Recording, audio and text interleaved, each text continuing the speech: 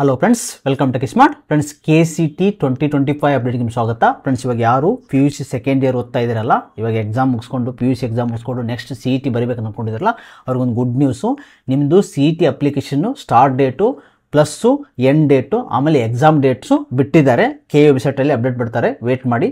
ಈಗ ಡೇಟ್ಸ್ ಹೇಳ್ತೀನಿ first. Friends, ಇವಾಗ ಯಾರು KCT ಬರೀಬೇಕಂತ ಅಂದ್ಕೊಂಡಿದ್ರಲ್ಲ, ನಮ್ಮ ಚಾನಲ್ ಸಬ್ಸ್ಕ್ರೈಬ್ ಮಾಡಿ. ಕಂಪ್ಲೀಟಾಗಿ ನಾನು ಸ್ಟಾರ್ಟಿಂಗಿಂದ ಹಿಡಿದು ಯಾವ ರೀತಿ ಅಪ್ಲೈ ಮಾಡೋದ್ರಿಂದ ಹಿಡಿದು ನಿಮಗೆ ಎಂಡ್ ತನಕ ನೆಕ್ಸ್ಟ್ ಆಪ್ಷನ್ ಎಂಟ್ರಿ ನಿಮ್ಮ ಕೌನ್ಸಿಲಿಂಗ್ ಮುಗಿಯೋ ತನಕ ನಾನು ಅಪ್ಡೇಟ್ ಕೊಡ್ತಾ ಇರ್ತೀನಿ. ನಮ್ಮ ಚಾನಲ್ ಸಬ್ಸ್ಕ್ರೈಬ್ ಮಾಡ್ಕೊಳ್ಳಿ, ನಿಮ್ಮ ಫ್ರೆಂಡ್ಸ್ಗೆಲ್ಲ ಶೇರ್ ಮಾಡಿ. ಓಕೆ ಫ್ರೆಂಡ್ಸ್, ಮೊದಲಿಗೆ ನಿಮ್ಮದು ಆನ್ಲೈನ್ ಅಪ್ಲಿಕೇಶನ್ ಸ್ಟಾರ್ಟು ಯಾವಾಗ ಆಗ್ತಾ ಇದೆ ಅಂದರೆ ನಿಮಗೆ 23 ಜನವರಿಯಿಂದ ಸ್ಟಾರ್ಟ್ ಆಗುತ್ತೆ ಈ ಮಂತು. ಇನ್ನೊಂದು ನಿಮಗೆ 7 ಡೇಸ್ ಇದೆ. 7 ಡೇಸ್ ಆದಮೇಲೆ ಸ್ಟಾರ್ಟ್ ಆಗುತ್ತೆ. 1 ಮಂತ್ ಟೈಮ್ ಕೊಡ್ತಾರೆ ನಿಮಗೆ. 21 ಫೆಬ್ರವರಿ ತನಕ ಟೈಮ್ ಇರುತ್ತೆ, 2025 ತನಕ ಟೈಮ್ ಇರುತ್ತೆ. ಅಲ್ಲಿ ತನಕ ನೀವು KCT ಆನ್ಲೈನ್ ಅಪ್ಲಿಕೇಶನ್ ಫಾರ್ಮು ಹಾಕ್ಬೋದು. ಸೊ ಫ್ರೆಂಡ್ಸ್, ಅದು ಹಾಕಬೇಕಾದ್ರೆ ಡಾಕ್ಯುಮೆಂಟ್ಸು ಕಂಪಲ್ಸರಿ ರೆಡಿ ಇರಬೇಕು. ನಿಮ್ಗೆ ಏನಾದರೂ ಇನ್ಕಮ್ ಕಾಸ್ಟ್ ಸರ್ಟಿಫಿಕೇಟು ರೆಡಿ ಮಾಡಿಸಿದ್ರೆ ಬೇಗ ರೆಡಿ ಮಾಡಿಸಿ ರೆಡಿ ಇಟ್ಕೊಳ್ಳಿ. ಯಾಕಂದರೆ ಇವಾಗಲೇ ಆನ್ಲೈನ್ ವೆರಿಫಿಕೇಷನ್ ಇರುತ್ತೆ. ಲಾಸ್ಟ್ 2 ಇಯರಿಂದ ಆನ್ಲೈನ್ ವೆರಿಫಿಕೇಷನ್ ಮಾಡ್ತಾ ಇದ್ದಾರೆ. ಡಾಕ್ಯುಮೆಂಟ್ ಎಲ್ಲ ಆನ್ಲೈನ್ ವೆರಿಫಿಕೇಷನ್ ಆಗುತ್ತೆ, ಆಫ್ಲೈನ್ ವೆರಿಫಿಕೇಷನ್ ಇರಲ್ಲ. ಲಾಸ್ಟ್ 2 ಇಯರಿಂದ ಅದೇ ರೀತಿ ಮಾಡ್ತಾ ಇದ್ದಾರೆ. ಸೊ ಆಟೋಮೆಟಿಕ್ ಆಗುತ್ತೆ.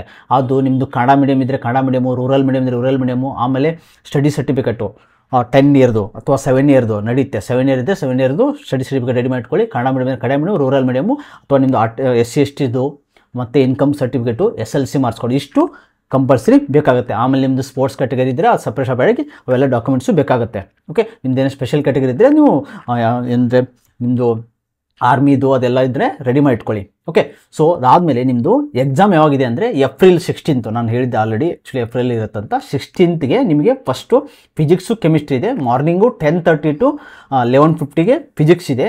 ಅದಾದಮೇಲೆ 2:30 to 3:50ಗೆ ನಿಮಗೆ ಕೆಮಿಸ್ಟ್ರಿ ಇದೆ. ಓಕೆ, ಅದಾದ ತಕ್ಷಣ ನೆಕ್ಸ್ಟ್ ಮರುದಿನನೇ ಇದೆ 17ಗೆ ಮಾರ್ನಿಂಗು ಫಸ್ಟು ಮ್ಯಾಥಮೆಟಿಕ್ಸ್ ಇದೆ, ಆಮೇಲೆ ಬಯಾಲಜಿ ಇದೆ. ಓಕೆ, ಸೊ ಯಾರ್ದು CETಗೆ ಕಾನ್ಸಂಟ್ರೇಷನ್ ಮಾಡ್ತಾರೆ, PCMನ ಕಾನ್ಸಂಟ್ರೇಷನ್ ಮಾಡಿ ಜಾಸ್ತಿ. ಓಕೆ, ನೆಕ್ಸ್ಟು ನಿಮ್ಮದು 18ಗೆ ಕನ್ನಡ ಲ್ಯಾಂಗ್ವೇಜ್ ಟೆಸ್ಟ್ ಇರುತ್ತೆ. 10:30 to 11:30 ಇರುತ್ತೆ. ಸೊ ನಿಮಗೆ 16, 17, 18 ಮುಗಿದ್ಮೇಲೆ ನಿಮ್ಗೆ CET ಮುಗಿದು ಹೋಗುತ್ತೆ. ಅದಾದಮೇಲೆ ನಿಮಗೆ ರಿಸಲ್ಟ್ ಯಾವ ಬರುತ್ತೆ ನೆಕ್ಸ್ಟ್ ಎಲ್ಲ ಅಪ್ಡೇಟ್ ಮಾಡ್ತೀನಿ ನಿಮಗೆ. ಇವಾಗ ಪ್ರಿಪೇರ್ ಆಗಿರಿ, ನಿಮ್ಮ ಫ್ರೆಂಡ್ಸ್ಗೆಲ್ಲ ಶೇರ್ ಮಾಡಿ. ಇದು KU ವೆಬ್ಸೈಟಲ್ಲಿ ಬಿಡ್ತಾರೆ, ವೇಟ್ ಮಾಡಿ. ಅದೇ ರೀತಿ DCETದು ಕೂಡ ಬಿಟ್ಟಿದ್ದಾರೆ. DCETದು 24 ಏಪ್ರಿಲಿಂದ ಸ್ಟಾರ್ಟ್ ಆಗ್ತಾ ಇದೆ, 10th ಮೇ ತನಕ ಇರುತ್ತೆ. ಅದೇ ರೀತಿ ಎಕ್ಸಾಮ್ ಯಾವಾಗಿದ್ರೆ May 31ಗಿದೆ. ಅದಾದಮೇಲೆ ನಿಮ್ಮದು ಎಕ್ಸಾಮು ನಾರ್ಮಲ್ಲು ಎಲ್ಲ ಸೇರಿಸಿ ಎಕ್ಸಾಮು 2 to 5 PM ತನಕ ಇರುತ್ತೆ. ಅಪ್ಲಿಕೇಶನ್ನು ಮೇದಲ್ಲಿ ಹಾಕೋದಿರುತ್ತೆ, ಏಪ್ರಿಲಿಂದ ಮೇ ತನಕ ಇರುತ್ತೆ. ಸೊ ಇದು ಅಪ್ಡೇಟ್ ಆಗಿತ್ತು. ನೆಕ್ಸ್ಟು ನಾನು ಕಂಟಿನ್ಯೂಸ್ ಆಗಿ ಯಾವ ಡಾಕ್ಯುಮೆಂಟ್ಸ್ ಬೇಕು, ಯಾವ ರೀತಿ ಅಪ್ಲೈ ಮಾಡೋಂತ ನೆಕ್ಸ್ಟ್ ವಿಡಿಯೋ ಮಾಡ್ತೀನಿ. ಬಿಟ್ಟ ತಕ್ಷಣ KU ವೆಬ್ಸೈಟ್ ಚೆಕ್ ಮಾಡ್ತಾ ಇರಿ. KU ವೆಬ್ಸೈಟಲ್ಲಿ ಅಪ್ಲೈ ಮಾಡೋದಿರುತ್ತೆ ನೀವು ಎಲ್ಲ ಆನ್ಲೈನ್ ಅಪ್ಲಿಕೇಶನ್ ಫಾರ್ಮು. ಅಲ್ಲೇ ನಿಮ್ಮದು SLC ಮಾರ್ಕ್ಸ್ ಕಾರ್ಡ್ ಹಾಕಿ ಅಲ್ಲೇ ಅಪ್ಲೋಡ್ ಮಾಡೋದು ಎಲ್ಲ ಡೀಟೇಲ್ಸು ನಾನು ನೆಕ್ಸ್ಟ್ ಹೇಳ್ತೀನಿ ನಿಮಗೆ. ಇದೇ ರೀತಿ ಅಪ್ಡೇಟ್ಗಾಗಿ ನಮ್ಮ ಚಾನಲ್ ಸಬ್ಸ್ಕ್ರೈಬ್ ಮಾಡ್ಕೊಳ್ಳಿ. Thanks for watching guys. Please subscribe.